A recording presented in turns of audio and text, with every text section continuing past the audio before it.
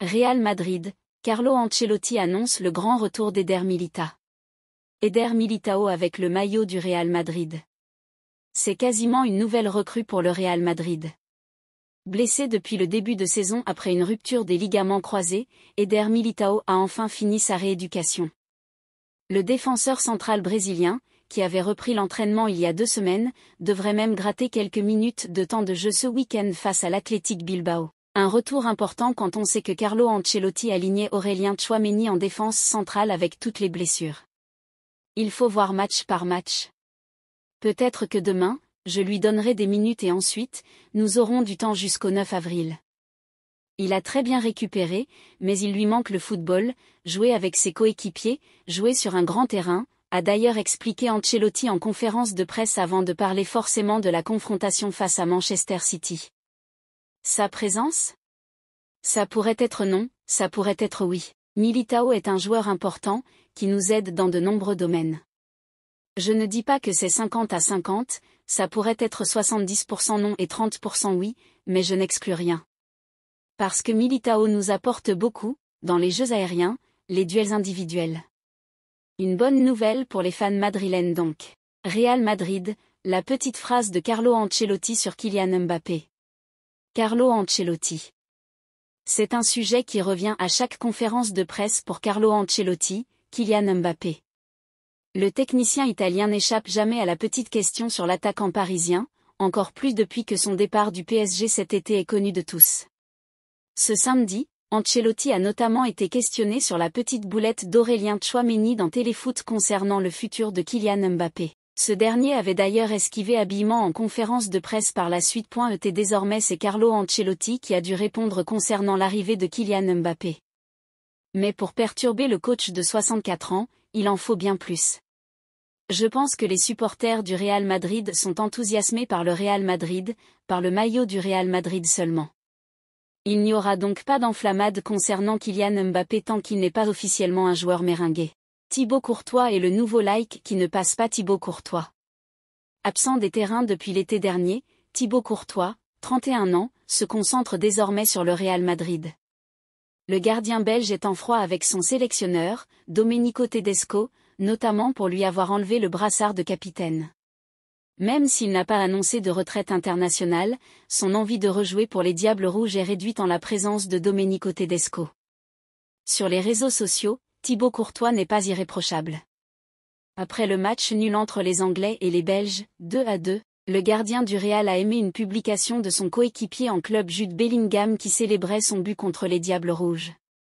Un like qui agite les fans belges. Ce n'est pas la première fois que l'ancien capitaine de la sélection de Belgique fait réagir après des réactions sur les réseaux sociaux. Il y a quelques jours, il avait une publication relatant une interview d'Axel Witsel à charge contre Domenico Tedesco. Celui qui a pris sa retraite internationale l'année dernière affirmait n'avoir aucun regret de sa décision après une conversation, de 2 minutes, avec Domenico Tedesco. La sélection belge, en reconstruction, a encore de gros chantiers à gérer. FC Barcelone, Robert Lewandowski a choisi son prochain club. Robert Lewandowski. En fin de contrat en juin 2026 avec le FC Barcelone, Robert Lewandowski fait l'objet de nombreuses convoitises ces derniers mois, notamment du côté de l'Arabie Saoudite. Pour autant, l'attaquant polonais devrait, sauf énorme retournement de situation, rester en Catalogne. Où jouera Robert Lewandowski la saison prochaine? Lié au FC Barcelone jusqu'en juin 2026, l'attaquant barcelonais continue d'agiter les rumeurs sur le marché des transferts. Souvent critiqué depuis le début de l'exercice 2023 à 2024 malgré ses 20 buts et 9 passes décisives en 39 matchs toutes compétitions confondues, l'international polonais, 148 sélections, 82 buts, est régulièrement annoncé sur le départ. Dans cette optique, l'Arabie Saoudite semble déterminée à l'idée de s'offrir ses services. Récemment, les médias espagnols affirmaient, à ce titre, que la Saudi Pro League était prête à lui offrir un contrat XXL où son salaire serait alors multiplié par trouvé. Oui mais voilà, selon les dernières informations de Sport, un départ de Catalogne n'est clairement pas à l'ordre du jour. En effet, le quotidien indique que l'actuel deuxième de Liga compte plus que jamais sur son buteur malgré ses offres mirobolantes et les émoluments conséquents du natif de Varsovie. conscient de la difficulté d'attirer un attaquant de classe mondiale, le Barça, qui doit toujours composer avec des finances limitées, serait donc plus enclin à l'idée de poursuivre l'aventure avec le numéro 9, également pisté par l'Atlético de Madrid. PSG, Luis Enrique revient sur la rumeur Yamal. Robert Lewandowski veut rester au Barça.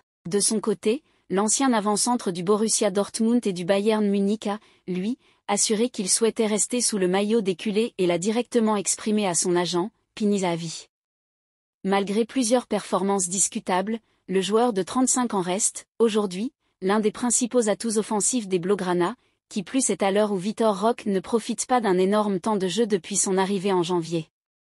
Dès lors et pour assurer au mieux la transition, le Barça veut continuer de s'appuyer sur lui. Si Robert Lewandowski dispose d'un salaire problématique au regard de la situation financière du club, son impact sportif demeure important. Ainsi, Sport rappelle qu'un départ de Lewandowski pourrait provoquer un véritable cataclysme pour la saison prochaine. Alors, certes, le club catalan pourrait recevoir une indemnité de transfert de près de 40 millions d'euros et économiser beaucoup d'argent sur la masse salariale, mais le prix des grands attaquants sur le marché s'avère, lui, exorbitant. Le club n'aurait alors aucune marge de manœuvre, excepté la présence de Vitor Roque, qui n'a pas encore fait ses preuves. Si Joan Laporta et ses équipes continuent de travailler à sa succession, Erling Haaland est notamment évoqué pour l'été 2025, Robert Lewandowski devrait donc, pour l'heure, rester la référence de l'attaque barcelonaise. Le Real Madrid touche au but pour Alphonso Davies. Alphonso Davies. Le destin d'Alphonso Davies est proche d'être bouclé. Le joueur de 23 ans, qui n'a pas encore prolongé avec le Bayern Munich, devrait bien quitter le club allemand pour rejoindre le Real Madrid cet été. Les deux clubs n'ont pas encore trouvé d'accord, notamment au niveau du montant du transfert, mais le latéral gauche s'est déjà entendu avec les Meringues. En effet, selon AS, l'accord avec le joueur est pratiquement conclu. Il ne reste que quelques détails à finaliser, mais les deux clans assurent que ce ne sera pas un souci, comme le souligne le média espagnol. Pour conclure l'opération, le Real Madrid devra débourser environ 50 millions d'euros. Al Ittihad, la drôle de soirée de Karim Benzema. Malgré la victoire d'Al Ittihad, Karim Benzema a connu un retour à la compétition assez animé. Il a offert le but du 2-1 après avoir raté un penalty. C'est déjà son 4e échec cette saison dans cet exercice. Il était enfin de retour à la compétition. Après sa blessure au dos qui l'a empêché d'être disponible lors des 5 derniers matchs, 3 rencontres de Saudi Pro League et 2 de Ligue des champions asiatiques, Karim Benzema a enfin refoulé les pelouses saoudiennes hier soir. Un retour qui n'a pas été de tout repos puisque le Français a connu des hauts et des bas lors du succès final de son équipe, 3-1, sur Alfea, comptant pour la 25e journée du championnat. Il y a d'abord eu les bas. Suite à une combinaison entre Kanté et Ahmed El Gandhi, Al Ittihad s'est procuré un penalty après moins de 20 minutes de jeu qu'Amdallah a souhaité laisser à Benzema. Rien de mieux pour un attaquant que de se remettre en route avec un but. Sauf que Stoichkovic a sorti le grand jeu en repoussant la tentative du Français, plongeant sur sa gauche. Le score était alors de 0-0. Dans la foulée, ou presque, Alfea en a profité pour prendre l'avantage. SPL, Al Ittihad s'impose malgré un pénalty raté de Karim Benzema. 4e pénalty raté cette saison pour Benzema. Al Ittihad a vite réagi grâce à son buteur maison, Amdallah, auteur de sa 18e réalisation en Saudi Pro League, puis a pris les devants avant la pause par Al Gandhi, sur une passe de Benzema. Al Saafi a fini le travail dans les arrêts de jeu de la seconde période.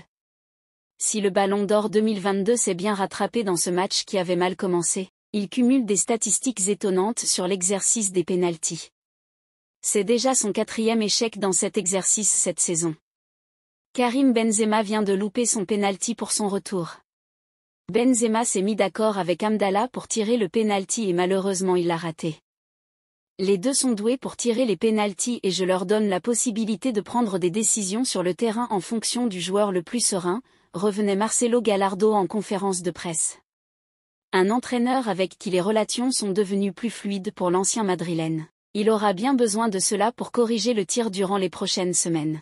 Mercato, Erling Haaland aurait une préférence pour son avenir en cas de départ de Manchester City. Erling Haaland est un joueur de Manchester City depuis 2022. Le contrat de la star norvégienne court jusqu'en 2027. le coût de son transfert serait très élevé. Si l'avenir d'Erling Haaland semble de plus en plus s'écrire loin de l'Angleterre, au moins à moyen terme, l'international norvégien semble avoir une préférence claire sur sa prochaine destination. Nombreux sont les clubs qui accueilleraient à bras ouverts un attaquant de la stature d'Erling Haaland. Pourtant, le marché pour la star de Manchester City ne semble pas si large que cela.